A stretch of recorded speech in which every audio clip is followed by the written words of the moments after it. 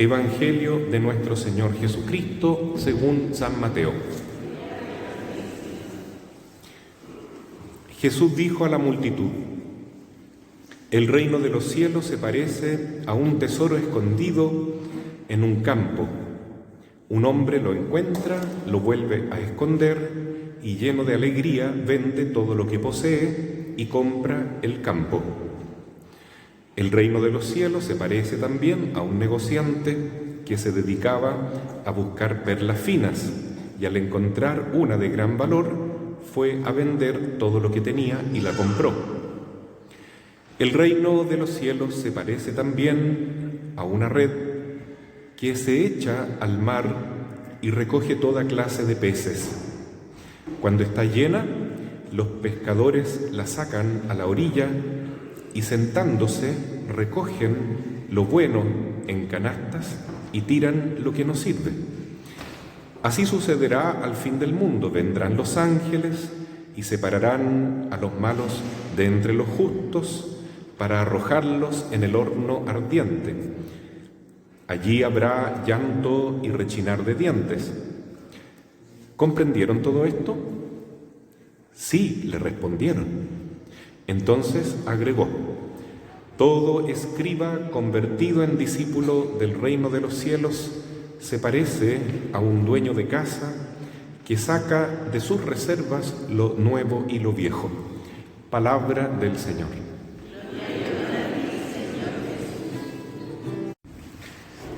Queridos hermanos, el capítulo 13 de San Mateo que hemos estado meditando en los días de esta semana pasada y en este domingo se culmina con estas parábolas del tesoro escondido, de la perla encontrada, la perla preciosa, y también de los peces que son divididos entre buenos y malos. Nos muestra algo muy importante y es el núcleo de la enseñanza de Jesús, la predicación de Jesús.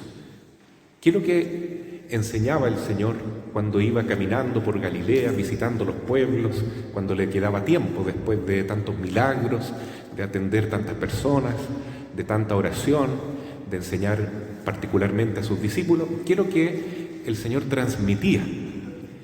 Él llamaba a la conversión, pero sobre todo para llegar a una meta.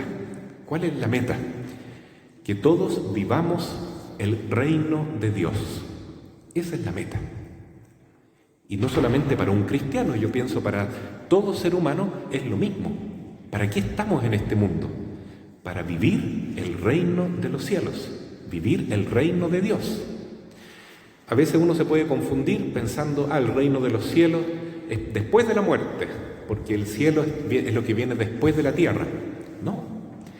Jesús por eso nos enseña: hágase tu voluntad en la tierra como en el cielo. Por tanto, el reino de los cielos también puede vivirse aquí. Y eso es la santidad de los hijos de Dios. Es vivir en el espíritu de amor de Dios, porque Dios es amor. Es vivir en la divina voluntad.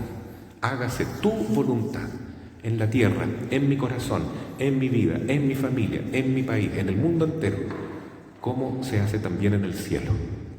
¿Y qué es el cielo? Nos enseña el catecismo que el cielo es algo tan grande, por supuesto no lo podemos imaginar, porque no es solo un lugar, es mucho más que un lugar. El cielo es, queridos hermanos, Dios mismo.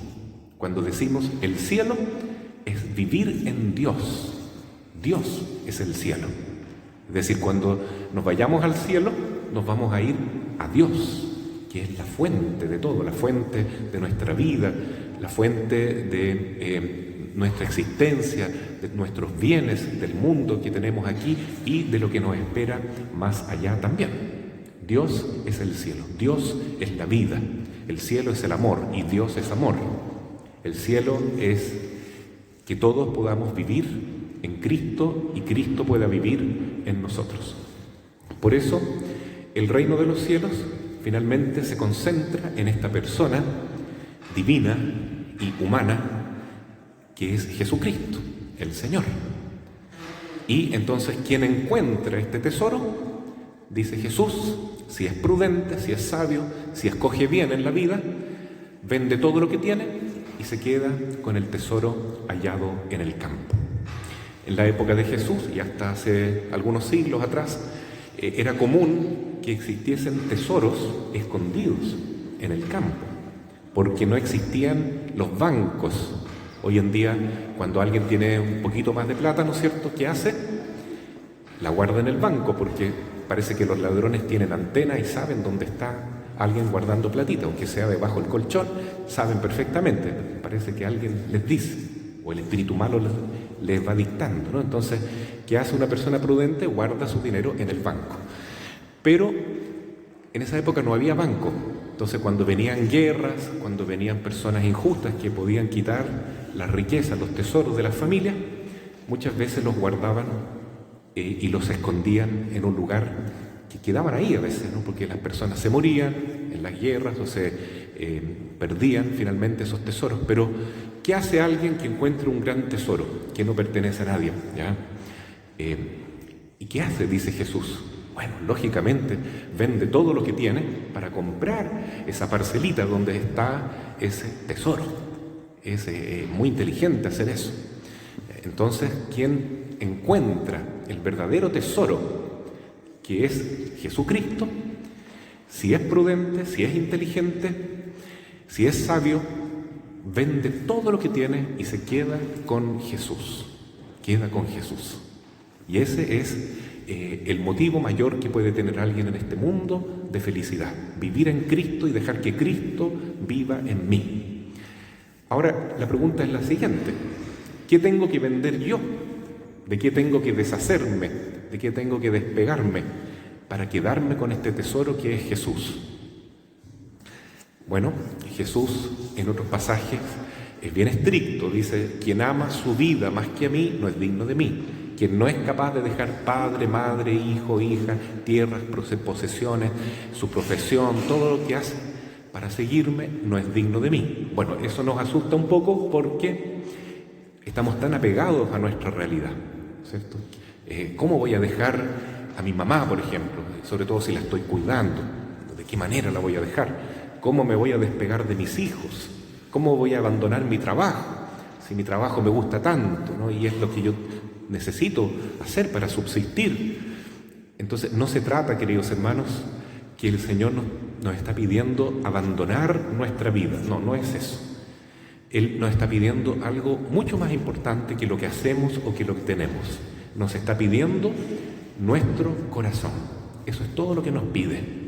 Es decir, entregarle toda nuestra voluntad, nuestro corazón, para que ya no sea yo el que decida, el que quiera hacer lo que me conviene en mi vida, sino dejar que Él haga lo que quiere hacer en mi vida.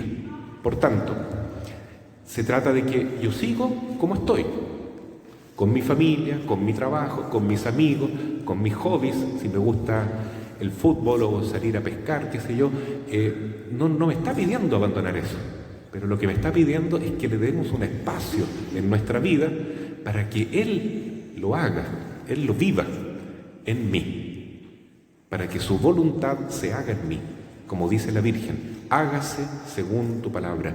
He aquí la esclava del Señor, Padre nuestro, hágase tu voluntad.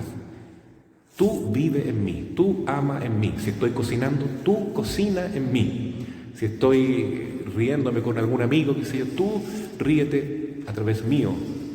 Si estoy sufriendo por algún problema, Jesús, tú sufres en mí. Haz todo en mí, vive en mí. Eso significa entonces venderlo todo. Es abandonar mi vida, ponerme yo en mi voluntad en el centro de todo para dejar que Dios haga lo que quiera en mí. Ser un instrumento en sus manos. Entregarle mi vida, entregarle todo lo que tengo y lo que soy. ¿Voy a seguir haciendo lo mismo? Sí. ¿Voy a seguir siendo yo? Sí. Pero ya no solo voy a vivir yo, sino como dice Pablo, Cristo vive en mí. Y ese es el mayor tesoro. Vivir en Dios y que Dios viva en mí. Ya no se trata solo de cumplir lo que Dios quiera.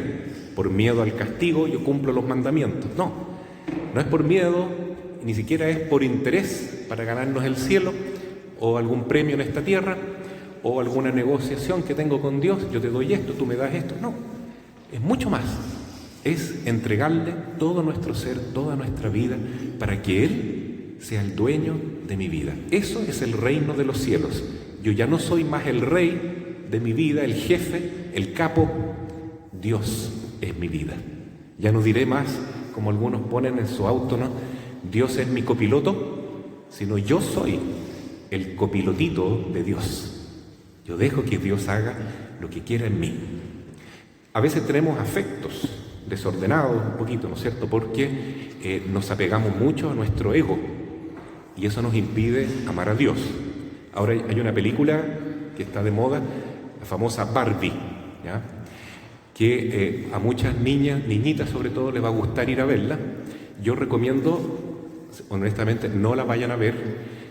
Los papás no dejen que sus hijos vean esa película porque es solamente un contenido de ideología, de mentira, de feminismo que hace mucho daño para el corazón y corrompe el corazón de los hijos. ¿Pero por qué llama tanto la atención? Bueno, toda niñita siempre ha querido tener muñeca, pero esto es más que una muñeca, es una muñeca diabólica, les aseguro, ¿ya? ¿Pero por qué llama la atención? Por la búsqueda de la belleza. ¿A qué niñita no le gusta ser hermosa? Arreglarse para verse linda, ¿ya? ¿A qué mujer, de la edad que sea, no le gusta ser bella, ser hermosa?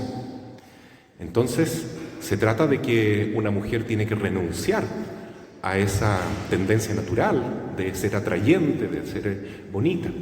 No, no se trata de eso, pero se trata de dejar que Jesús lo haga en mí. Déjenme contarles una historia que conocí allá en Medjugorje, en este viaje tan maravilloso que el Señor me dio, y es lo siguiente. Me parece que fue en las primeras apariciones, tal vez la cuarta por ahí, en que Nuestra Señora se muestra a los niños, ¿no? Eran 6 niñitos, ¿ya? Muy pequeños. Entonces una de ellas le pregunta: Madre, ¿por qué eres tan linda? ¿Por qué eres tan bonita? ¿Por qué eres tan bella? ¿Por qué no nos queremos ir de acá? Porque solamente verte, ojalá que no se acabe nunca este momento. Entonces ella respondió: porque amo. Esa es la respuesta, ¿no? La Virgen es linda porque ama, porque deja que Dios viva en ella, y Dios es amor. Entonces, cuando terminó la aparición, el más chiquito de los niños tenía 10 años, se llama Jacob. Este Jacob tiene la gracia hoy de ver a la Santísima Virgen todos los días se le aparece nuestra Madre, y él tiene 50 y tantos años ya. Pero ahí con 10 añitos hizo el siguiente comentario: yo no le creo tanto a la Virgen, ¿ya? Eso de que ella es linda porque ama. Y las otras niñas más grandes, como de 15, 16 años, tal vez la Miriana le dijo: pero ¿cómo dices eso, Jacob? Están afirmando que la Virgen miente.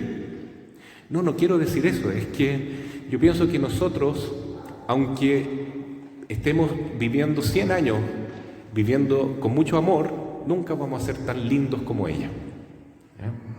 Como que no le creyó que esa era la estrategia para ser bello.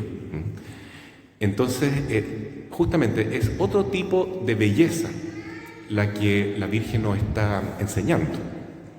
Es la presencia de Dios en nosotros.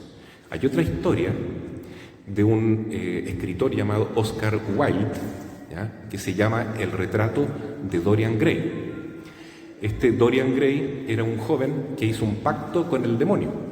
Entonces le entregó su alma a cambio de él verse siempre hermoso, siempre joven, siempre perfecto en su salud.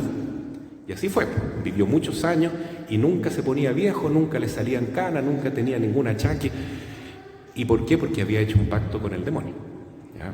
Pero él tenía un espejo y un retrato en la buhardilla. Y cuando miraba el retrato iba viendo que cada vez su imagen se iba poniendo más fea, más monstruosa, más horrorosa, porque ahí se reflejaba cómo estaba su alma.